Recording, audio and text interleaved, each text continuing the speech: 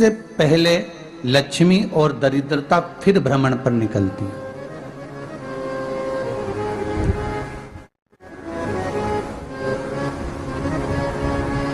शिव भ्रमण कर कर जब वापिस आ जाते हैं, हिंदू धर्म में पीपल के वृक्ष की जो गणना वराह पुराण में करी गई है, 4 बजे से 7 बजे तक शिव के भ्रमण का समय बताया है शाम को। तो 7 बजे से लेकर फिर रात्रि 9 बजे तक लक्ष्मी और दरिद्रता फिर भ्रमण पर जाती है। इनका एक समय निश्चित है महाराज। भ्रमण कर कर आ जाना। अब इस बीच में जब लक्ष्मी और दरिद्रता दोनों निकल कर जा रही हैं, तो दोनों एक भाव रख कर जाती हैं कि आज हमको कहां प्रवेश करना है।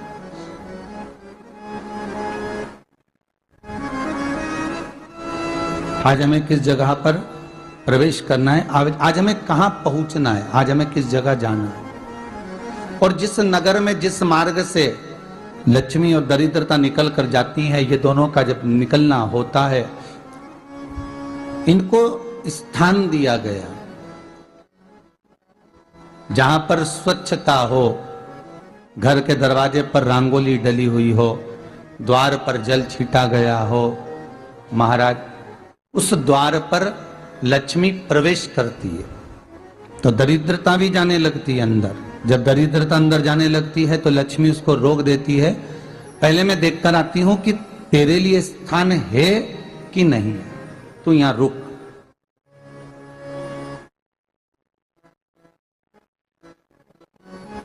कुछ देर तक दरिद्रता बाहर खड़ी रहती है और लक्ष्मी जी की बड़ी बहन जब दरिद्रता बार बार अंदर जाने का प्रयास करती है तो लक्ष्मी जी कहती हैं, जी तू इतनी बड़ी होकर तुझे मालूम है तू तेरा सम्मान होना चाहिए, आदर होना चाहिए, और तू अंदर चली जाए और कोई तेरा सम्मान ना करे तो कितना बुरा लगेगा, इसलिए तू बाहर खड़ी रहे। मैं अभी आई। अंदर जाती है और जब लक्ष्मी जी भ्रमण कर लेती हैं, अंदर प्रवेश कर कर आती हैं और प्रवेश कर कर आती हैं तो दरिद्रता पूछती है चले अंदर। तो लक्ष्मी जी कहती हैं, तुझे मालूम नहीं है क्या जी कि जिस घर में मैं प्रवेश कर जाती हूं उस घर में फिर दरिद्रता नहीं जा सकती, क्योंकि ये तेरा वचन था, ये तेरा वचन था। अपन दोनों का जब मंगल विवाह हुआ था, मेरा विवाह जब नारायण के साथ में हुआ और तुम्हारा विवाह जब दुस्साह मुनि के साथ हुआ, दरिद्रता का विवाह दुस्साह मुनि के साथ हुआ।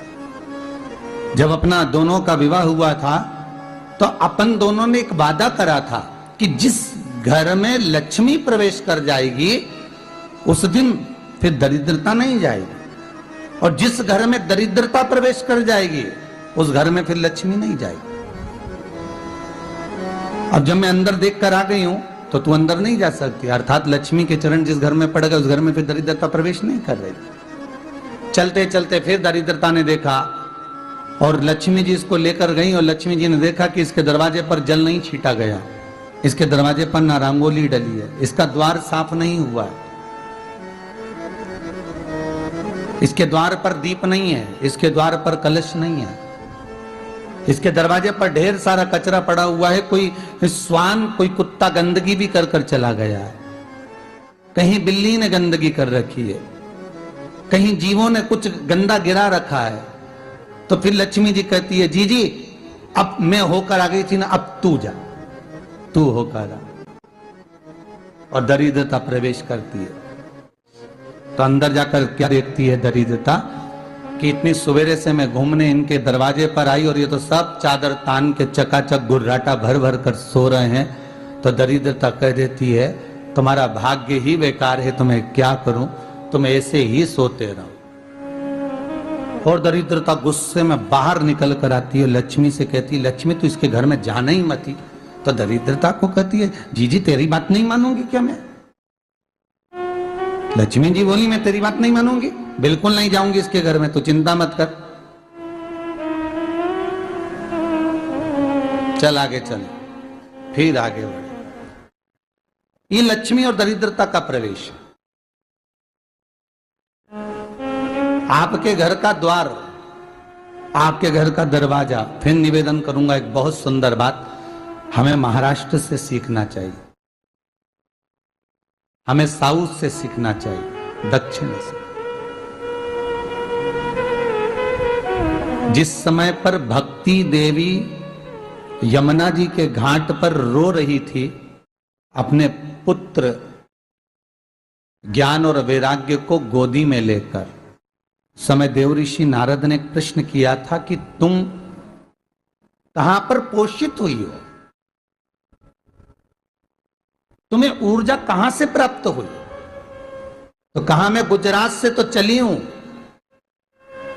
और वहां से चलती चलती भक्ति देवी कहती है मैं बहुत दुखी होकर, बूढ़ी होकर, द्रवित होकर, बड़ी दुख में वहां से चलते चलते जब मैं महाराष्ट्र में पहुंची तो मैंने वहां जाकर देखा कि वहां पर लोग हर पल हर घड़ी ब्रह्म मुहूर्त में उठकर स्मरण करते हैं, नाम जाप करते हैं और दरवाजे पर जल छीट कर रंगोली डालते हैं। तो कह रही है कि वहां पर मैं थोड़ी अवस्थावान होने लगी, वहां मुझे अच्छा लगने लगा। फिर जब मैं और आगे पढ़ी, दक्षिण में जब पहुंची, वहां पर जाकर मैंने देखा कि सुबह से उठकर मंगलाचरण, मंगला स्तोत्र और वेदों की ध्वनि होने लगी। वहां पर मैं और आनंदित हो गई। हमें कुछ चीजें महाराष्ट्र से सीखना चाहिए कि वहां रहने वाले जो भगत हैं, वारकरी संप्रदाय के जो भक्त होते हैं, वैष्णव जो धर्म के भक्त होते हैं, उनका नियम है सवेरे के समय घर में पानी है कि नहीं है, पर जब भी वो घर का दरवाजे के बाहर थोड़ा ना थोड़ा पानी तो छींट ही देते हैं। और छींटने के बाद फिर वहां पर अपने यहाँ तो दिवाली पे रंगोली बनती है जी, और वहां पर रोज की रंगोली बन जाती है कि कभी हो सकता है परमात्मा राह भूल कर हमारे घर में प्रवेश कर जाए, इसलिए वहां प्रतिदिन की रंगोली, प्रतिदिन।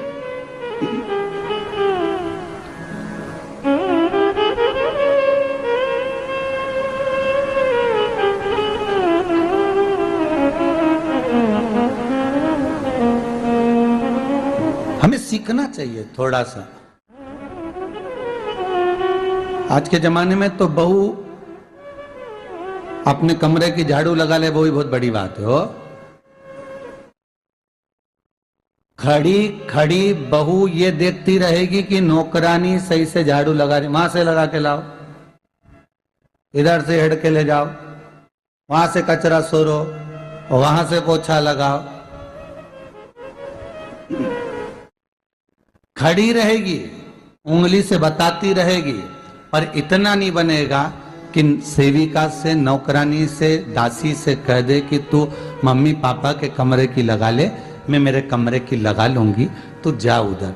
थोड़ा दया का भाव अगर होता तो उसके मन में भी आता कि मेरी बड़ी सेठानी तो अपनी जगह पर है, पर छोटी तो सेठानी की भी बड़ी सेठानी है जो मुझ पर करुणा करती रहती है। पर बड़ी तो कहे कि बेटा रहने दे, तू उधर ले जा, जब भाभी के कमरे में देख ले जा, उसके बच्चों का बड़ा फैलारा रहता ना, तू उधर देख ले जा, तो जरा उधर, माँ उधर भेज रही है। थोड़ा सेवा का भाव हमारे भीतर हो।